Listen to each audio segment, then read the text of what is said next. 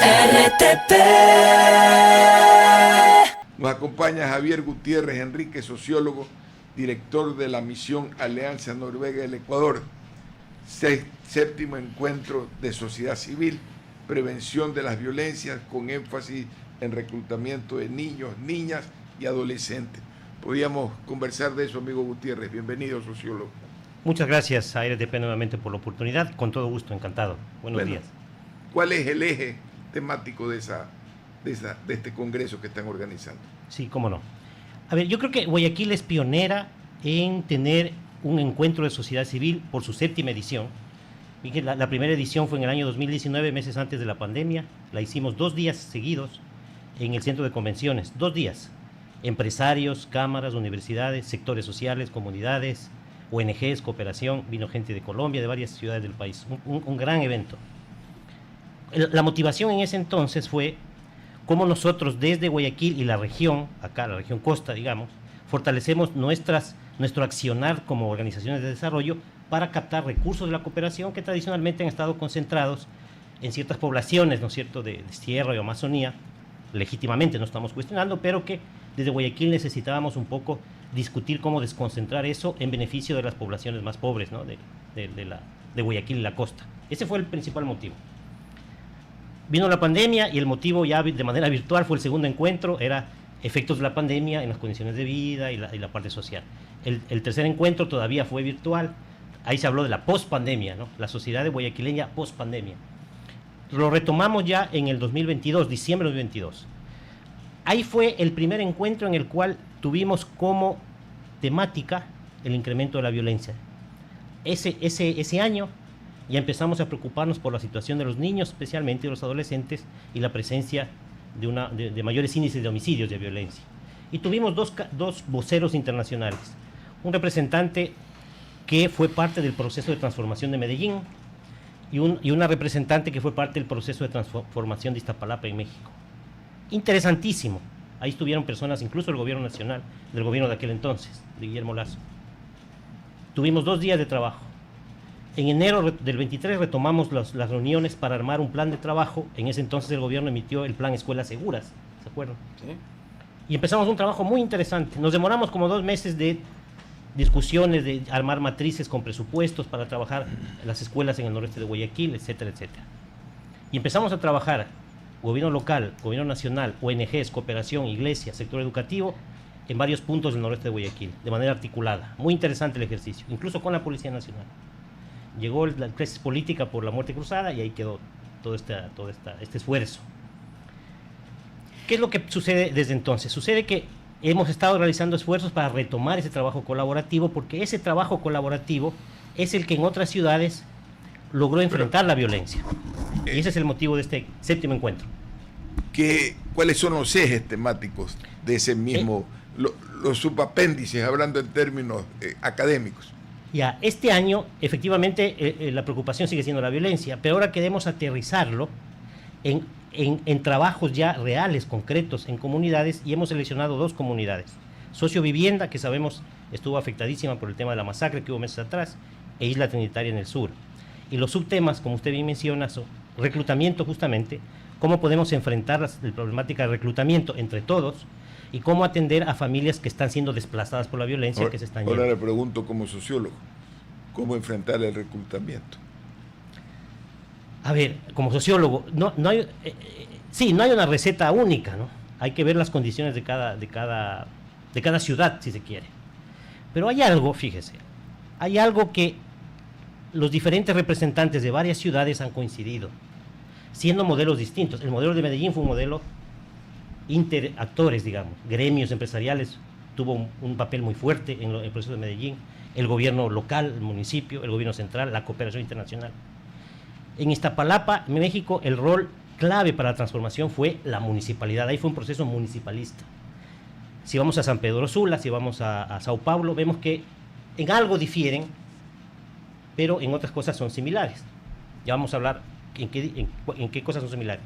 Pero los exponentes que nos han acompañado aquí en Guayaquil, a mí no hablar con nosotros, de manera presencial les traemos, sin ellos conocerse antes, han coincidido en lo siguiente: ningún proceso de cambio es posible iniciarlo con fracturas entre sectores sociales. la voluntad de todos los actores sociales en tener una sola agenda de trabajo para enfrentar la problemática, en este caso el reclutamiento, es clave. O sea, la policía de manera sola y desarticulada no va a lograr mucho, porque es un ciclo que vuelve a repetirse y sabemos, ellos nos dicen, ustedes no saben el poder que tienen estas mafias de corromper a la policía, a las instituciones, no saben. O sea, poner solo a la policía ahí no tiene sentido. O solamente mejorar los parques, tampoco tiene sentido. Entonces necesitamos una policía que enfrente de verdad a los secuestradores, a los reclutadores, pero necesitamos a la par un Ministerio de Educación que esté recuperando escuelas con las fundaciones que trabajamos con recursos y con técnicos para mejorar las escuelas. Por ejemplo, ¿no? Sofía, adelante. Creo que es un tema muy interesante el de reclutamiento y es algo que interesante como también el Congreso ha ido cambiando y transformándose, y esta idea de violencia la han centrado mucho más en reclutar a los jóvenes y adolescentes. ¿Qué tanto este problema en Guayaquil, por ejemplo, porque están haciendo el Congreso aquí, ha sido un problema que ya lo vamos a ver evidenciado en la generación de aquí a 5, 8 años? ¿Cómo pudiéramos y entienden los miembros de este Congreso que se puede pelear la violencia mediante otros accesos a educación, a trabajo? ¿Cómo sería ese plan si todas las personas que tienen que participar lo harían? Ya, como no, es una buena pregunta y también se conecta con lo que don Ramón me preguntó hace unos momentos, ¿no? Mire, evidentemente son territorios desde su asentamiento, hablamos de los años 90, 2000, en que está en la perimetral hacia el noroeste, ¿no? Son asentamientos que, digamos, llegaron sin planificación de parte del gobierno local y nacional, llegaron con el ofrecimiento engañoso de traficantes de tierras, en fin, sabemos todo lo que sucedió. Incluso sociológicamente eso implica territorios sin identidad, sin pertenencia. Necesitamos, como seres humanos, necesitamos sentido de pertenencia en donde estamos. Entonces, esos territorios no nacieron así, y nacieron con una serie de deficiencias a través de los cuales se evidencia una exclusión, la exclusión urbana que hay en nuestras ciudades latinoamericanas. Entonces, ese ha sido el caldo de cultivo para estos grupos criminales. Es así, este es el caldo de cultivo para grupos. ¿Por qué se asientan ahí? Justamente por eso. Porque las oportunidades que sí tienen otras zonas de la ciudad o del país, no las han tenido ellos y no las tienen ahora como jóvenes, adolescentes, niños, y sus proyectos de vida no tienen manera de articularse a un proyecto de vida sano, digamos. Yo quiero terminar mi escuela secundaria, quiero trabajar, quiero entrar a la universidad, o quiero dedicarme a estas cosas, ponerme un negocio, casarme, tener una familia, etc. No tienen la oportunidad de un proyecto de vida que sí la tuvimos nosotros. ¿Quiénes les dan ese proyecto de vida de manera forzada? Estos grupos criminales, ¿no es cierto?, que realizan actividades de reclutamiento de estos jóvenes y estos adolescentes. Entonces, la gran pregunta ahí es, ¿cómo logramos que esas zonas tengan condiciones para que los jóvenes tengan proyectos de vida, ¿no es cierto?, y se enfrenten a estas decisiones, ¿no es cierto?, de pertenecer o no a una banda criminal? ¿Qué podemos hacer todos los sectores y actores que participamos ahí? Mire, como le mencioné, casi en todos los encuentros hemos tenido representantes del gobierno central que vienen de Quito al evento acá.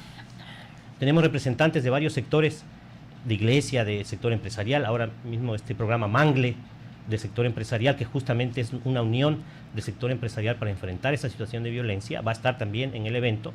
Tuvimos ya en Espol hace un mes y medio un evento importantísimo con empresarios para trabajar este tema. Es decir, sentimos ahora, en este año, que ya hay más interés y presencia directa de estos actores, e incluso del mismo gobierno central, que van a estar en el evento, y del gobierno municipal, que van a estar en el evento. Ahora, estos espacios de diálogo, de análisis y de planificación de acciones son esenciales para dejar de lado estas diferencias, a veces políticas, ideológicas, o diferencias que tenemos todos, ¿no?, en la vida, para poder llegar a un acuerdo de trabajo conjunto. Y ahí está el secreto de otras ciudades. Una última pregunta y le ruego que intente abreviar. Sí. Adelante. Simplemente JJ. recuerdo con cariño al grupo de noruegos que llegaron por aquí en los años 90. Yo trabajaba como director municipal y me correspondió facilitar la venta del primer terreno de la cooperativa Polo Sur, me parece, donde tuvieron la primera sede. Sí, en el sur. Ahí hacían financiamiento, que luego se convirtió en el Banco de Miro, que ya creo que no está dentro de la alianza, pero qué bueno que sigan haciendo el trabajo social. Recuerdo a los noruegos muy simpáticos caminando y adentrándose en lo profundo de la isla Trinitaria ya por 1995. Porque han aprendido a caminar en la vida. Exactamente, Sí. exactamente, muy simpáticos. Es Gracias. importante hablar de este reclutamiento, porque a veces me parece que nos quedamos en el reclutamiento popular, en el del gatillero o el del microtráfico, pero también hay reclutamiento de otro nivel, ¿no? Estos jóvenes que andan en los carros de alta gama, que lastimosamente también son asesinados en cualquier momento, son los que lavan, porque hay varias cadenas del narcotráfico que igual todas auspician y generan esa violencia dentro de los estratos sociales. Y volviendo al tema de su profesión de sociólogo, ¿cómo se ve esto? Porque el narcotráfico atraviesa de manera transversal a la sociedad y además creo que ya lastimosamente somos una sociedad en cuanto a su economía absolutamente narcodependiente. 5.000 millones de dólares circuló por ahí la cifra de un economista, Yo ¿no? creo que más. Yo también diría que más. Tiene toda la razón. Es decir, a nivel social tenemos ya una cultura en la cual, como una opción de enriquecimiento real, es a través del narcotráfico. El problema ahí radica en que nos volvamos una sociedad permisiva. Hablo de una sociedad, quizás en las leyes obviamente no se lo permiten, las instituciones también velan porque eso no se dé. Instituciones débiles, lamentablemente. Pero si eso se da a nivel social, con todo el poder económico que tienen estos grupos, es terrible imaginar, es apocalíptica la situación de Ecuador a futuro. O sea, la situación es bien grave. Entonces, lo que usted dice no solamente es una situación vinculada a la pobreza, ¿no? O a la exclusión. Clases medias, lo que quiera, clases medias altas y altas también. Es una situación grave. Hay un axioma que alguna vez leí, que lo tengo anotado aquí. Las democracias envejecen cuando confunden ruido con voz.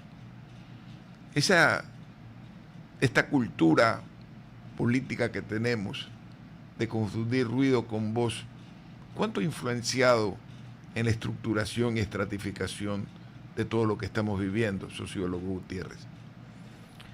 Mire, yo creo que eso se evidencia ahora cuando ha formado parte de un proceso que viene de varios años atrás, ¿no?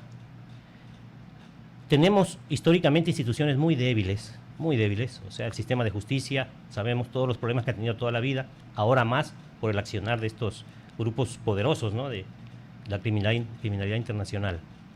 Instituciones que han sido tomadas por intereses de partidos, de grupos, con intereses más de ellos, no por el interés colectivo y del país, por construir un mejor país, sino que hemos tenido instituciones débiles y lo que usted menciona se da justamente por el tema de que no hemos tenido instituciones de verdad en un sistema democrático. O hemos destruido a través del ruido las instituciones. O hemos destruido aún más. Es decir, cuando los caudillos solo tienen ruido, generan ruido y escasea la voz, como que el nivel de la autoridad se deprime, se malogra.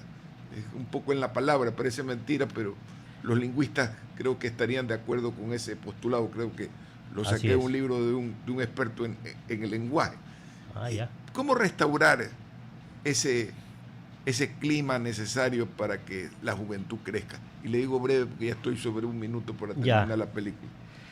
Yo creo que nuestra principal responsabilidad como adultos, que tenemos varios roles, ustedes son un medio de comunicación, una universidad, una iglesia, una empresa, una fundación.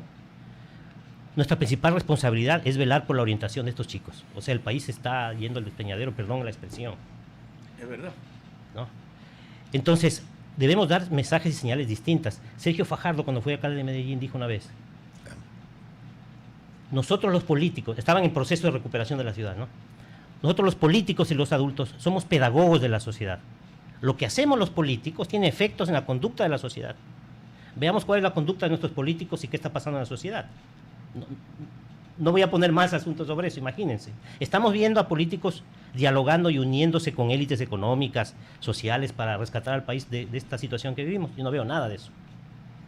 O sea, no hay pedagogía para educar a los jóvenes y los chicos que vean una forma distinta de conducir una sociedad. Lamentablemente. De hecho, lo que usted dice es tan cierto que alguna vez me decía, pero voy a hablar para que el pueblo entienda. Digo, el pueblo entiende porque tiene intuición. Y nunca me he equivocado en eso. Sí. Él no se dio por eso. Así es. no cayó en la trampa del offside, el pueblo, al que hay que hablar como pueblo. A lo mejor hay una gran parte del pueblo que quiere ser tratado con un nuevo lenguaje, y yo lo percibo así. Yo percibo que la gente requiere un nuevo lenguaje. Y si no cambiamos el lenguaje y seguimos haciendo ruido, poco lograremos alcanzar una transformación. Poco lograremos. Para terminar, sería bueno saber del séptimo encuentro dónde va a ser, cómo unirse, cómo vincularse. Sí, cordialmente invitados. Voy a enviar acá a la radio el enlace con toda la información. Es el jueves 4 de diciembre, de 8:30 de la mañana a 13:30 en la Universidad del Pacífico, en el auditorio del Pacífico. En la Vía La Costa. En Vía La Costa. Luego en la tarde vamos a tener unas reuniones, el jueves tarde y el viernes de mañana, en la SPOL, justamente ya no como conferencias y congresos, sino para empezar a construir talleres. Los talleres del plan de trabajo, para empezar a ejecutar desde el mes de enero, porque esto necesita acción. Ya. Claro. Sí. Cordialmente invitados, les voy a hacer llegar la información. Gracias, sociólogo Gutiérrez. Vamos al corte comercial y yo ya me retiro. Me quedé un ratito por conversar, me quedé sentado aquí y le robé palabra a la señora Sofía, a la señora, porque ella es casada, a la señora Sofía, que le encanta, pero le encanta. Así que lo dejo para que cotorree con varas, porque eso sí sé yo. Ya después le viene el gran tigre vaquerizo y no la deja hablar mucho. ¿Ah? No deja hablar mucho, Dios mío. Vamos al corte comercial. RTP